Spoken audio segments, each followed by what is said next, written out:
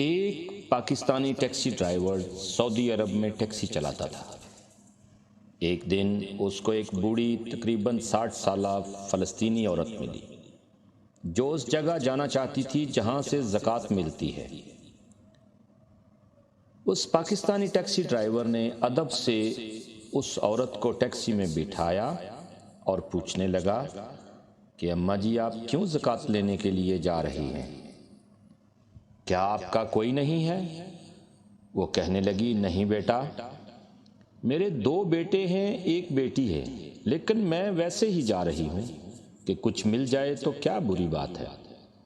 Taxi driver نے کہا کہ نہیں ماں جی، اگر آپ کے بیٹے جوان ہیں اور وہ آپ کی ضروریات کو پورا بھی کرتے ہیں تو پھر آپ زکوٰۃ کیسے لے سکتی ہیں؟ فلسطینی عورت کہنے لگی کہ میرے 3 بچے جوان ہیں اور شادی شدہ ہیں، بس ضروریات پوری کرتے بھی ہیں اور نہیں بھی کرتے، کیا کہوں؟ ٹیکسی ڈرائیور نے کہا یہ کیا بات ہوئی؟ ضروریات پوری کرتے بھی ہیں اور نہیں بھی کرتے؟ فلسطینی عورت کہنے لگی کہ بیٹا اگر وہ کچھ ضروریات پوری کر دیں اور کچھ نہ کریں تو کیا کہوں گی؟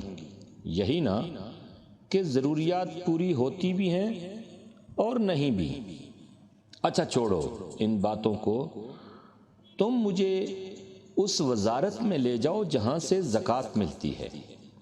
پاکستانی ٹیکسی ڈرائیور اچھا اماں جی کہہ کر خاموش ہو گیا۔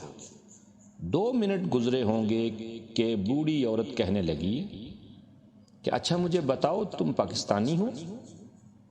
ٹیکسی ڈرائیور نے کہا ہاں جی میں پاکستانی ہوں۔ وہ عورت کہنے لگی کہ مجھے ایک بات سچ سچ بتاؤ، میرے فلیٹ کے سامنے فلیٹ میں ایک پاکستانی فیملی رہتی ہے۔ ایک دن وہ پاکستانی مجھ سے بات کر رہا تھا اور کہہ رہا تھا کہ ہمارے پاکستان میں تو ہر بیٹا چاہتا ہے کہ اس کی ماں ہمارے ساتھ رہے۔ کیا یہ بات سچ ہے کہ پاکستان میں پاکستانی نوجوان شادی کے بعد بھی اپنی ماں اور باپ کو اپنے ساتھ رکھنا پسند کرتے ہیں؟ پاکستانی ڈرائیور نے کہا ہاں بہت سے، بلکہ بہت زیادہ لوگ ابھی تک بھی پاکستان میں ایسے ہیں جو چاہتے ہیں کہ ان کی ماں یا باپ یا دونوں ان کے ساتھ میں رہیں۔ وہ بوڑھی فلسطینی عورت کہنے لگی ماشاءاللہ ماشاءاللہ، کیا بات ہے، یہ کتنی اچھی بات ہے کہ بوڑھے ماں باپ کو جوان اولاد شادی کے بعد بھی اپنے ساتھ رکھے، لیکن یہ تو عام سی بات ہے۔ وہ ٹیکسی ڈرائیور کہنے لگا، لیکن بوڑھی عورت ایک ٹھنڈی سی آہ بھر کر کہنے لگی لیکن ہمارے عربوں میں یہ رواج نہیں ہے، کاش ہم بھی ایسے ہوتے۔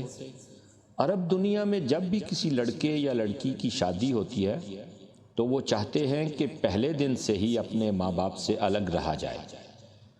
خصوصاً عربی لڑکیاں وہ چاہتی ہیں کہ شادی سے پہلے ہی یا شادی کے فوراً بعد ان کا شوہر ایک الگ گھر بنائے اور وہ الگ گھر میں رہ سکے۔ وہ بوڑھی عورت ٹھنڈی سی آہ بھر کر کہنے لگی کہ نہ جانے کیوں عرب لوگوں میں یہ رواج نہیں ہے۔ پاکستانی ڈرائیور کہنے لگا کہ آپ ٹھیک کہہ رہی ہیں ماں جی، میں بھی یہاں 10-15 سال سے رہ رہا ہوں، میں جانتا ہوں کہ سعودی عرب، فلسطین، کویت، مصر میں یہی رواج ہے۔ وہ بوڑھی عورت کہنے لگی ہاں بیٹا، میں فلسطینی ہوں اور پچھلے تقریباً 40 سال سے یہاں رہ رہی ہوں۔ 40 سال پہلے میری فلسطین میں ایک فلسطینی سے شادی ہوئی تھی جو یہاں سعودی عرب میں رہتا تھا۔ میں شادی کے فوراً بعد اس کے ساتھ سعودی عرب آ گئی۔ پھر اس نے جب بھی مجھے واپس فلسطین اس کے ماں باپ کے پاس کبھی جانے کے لیے کہا تو میں نے انکار کر دیا اور میں نے کہا کہ میرا وہاں کیا کام، جہاں تم ہو میں وہیں رہوں گی، میں تمہارے گھر تمہارے ماں باپ کے لیے نہیں آئی، میں تمہارے لیے آئی ہوں، اور اگر تم نے سعودی عرب میں رہنا ہے تو پھر میں فلسطین جا کر کیوں رہوں؟ اس وقت 2-3 سال تک کہنے کے بعد میرا شوہر خاموش ہو گیا اور مجھے بہت اچھا لگا کہ دوبارہ اس نے کبھی بھی مجھے یہ نہیں کہا کہ میں وہاں جاؤں اور جا کر اس کے ماں باپ کی یا اس کے کسی اور رشتہ دار کی خدمت کروں۔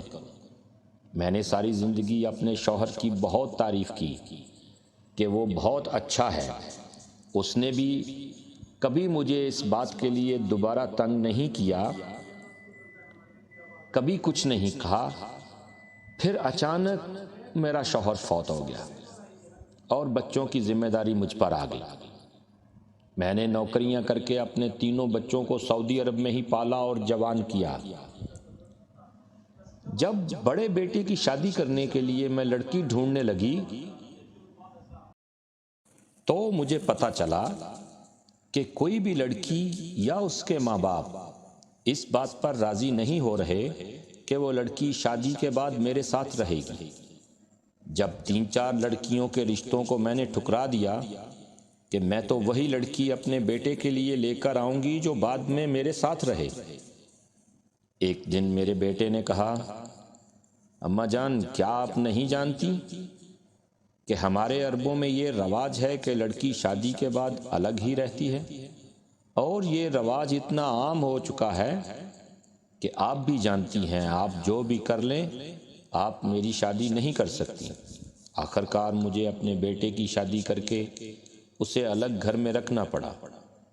پھر دوسرے بیٹے کی شادی ہوئی، پھر بیٹی کی شادی ہو گئی اور تینوں اپنے اپنے گھر چلے گئے اور میں اکیلی رہ گئی، اکیلی بھی اور بوڑھی بھی۔ اب میرے تینوں بچے میرے گھر کا کرایہ تو دیتے ہیں، کچھ سامان بھی ڈال کے دے دیتے ہیں، لیکن وہ یہ نہیں جانتے کہ کیا اس عمر میں مجھ سے کھانا بنتا ہے یا نہیں، یا میں بیمار ہو جاؤں تو میں اکیلی ہاسپٹل جا سکتی ہوں یا نہیں۔ میں بیمار ہونے پر اسپتال نہیں جا سکتی، میں کئی وقت کھانا نہیں کھاتی۔ میرے بچے فون پر تو مجھے پوچھ لیتے ہیں کہ اماں آپ ٹھیک ہیں، آپ نے کھانا کھایا کہ نہیں، لیکن میں 10 سال سے اس بات کے انتظار میں ہوں کہ کبھی میرے دونوں بیٹے میں سے کوئی یا میری بیٹی فون کرتے ہوئے یہ کہے کہ اماں آپ میرے ساتھ آ جائیں، میں آپ کو اپنے ساتھ رکھوں گا۔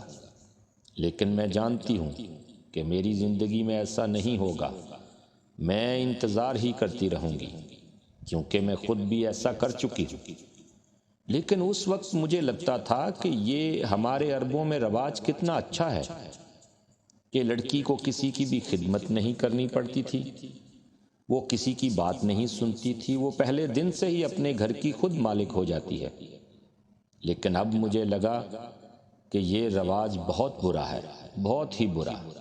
مجھے پاکستانی بہت اچھے لگے جو اپنے ماں باپ کو اپنے ساتھ رکھتے ہیں، لیکن کاش کہ یہ جب میں جوان تھی تب مجھے پتہ چلتا اور اس وقت میں اس رواج کی مخالفت کرتی۔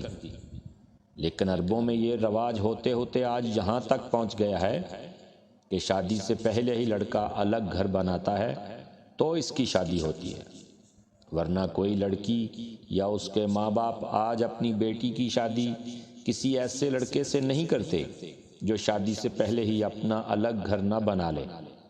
میں اپنے پاکستانی بھائیوں اور بہنوں کو کہنا چاہتا ہوں جو آج اس رواج کی حمایت کرتے ہیں، ان لڑکیوں کو کہنا چاہتا ہوں کہ جو شوہر کے ماں باپ سے الگ رہنا چاہتی ہیں کہ وہ آج سمجھ جائیں کہ کل آپ بھی ایک شوہر کے ماں باپ ہوں گے۔